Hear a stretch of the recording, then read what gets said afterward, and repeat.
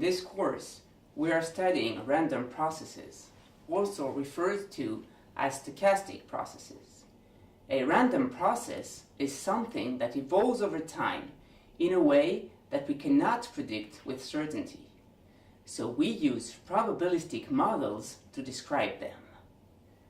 To study queues, it will be very useful to focus on random processes which have a specific structure, where what happens in the future depends only on where we are now and not where we were before. Such processes are called Markov chains, and we will explain that in more detail in the upcoming videos.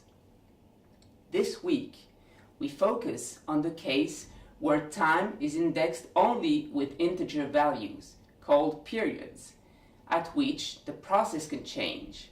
We say we have a discrete time process. So, our random process will be a sequence x0, x1, x2, etc., where the indices represent the time periods and the value of xn is called the state of the process at period n. We are interested in the evolution of xn. We also limit the possible values of xn to what is called a discrete set. Let's just assume that each possible value can be associated with a different integer. So we can talk about state 1, state 2, and so on.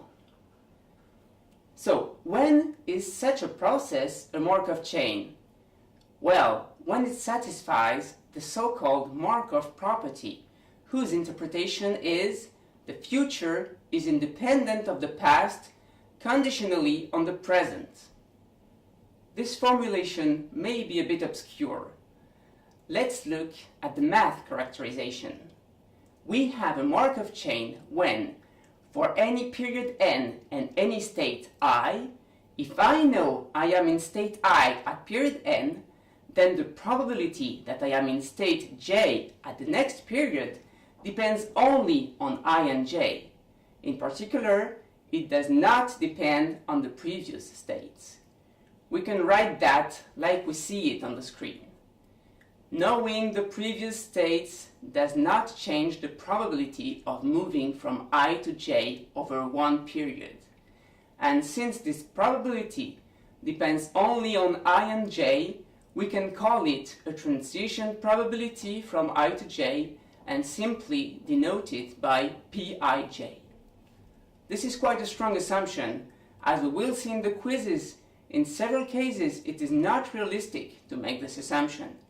But for processes like queues, it will turn out to work very well. Let's look at an example. Assume that I repeatedly toss a coin.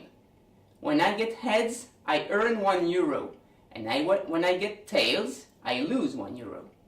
I want to study the evolution of my wealth after each toss. Why is that a Markov chain?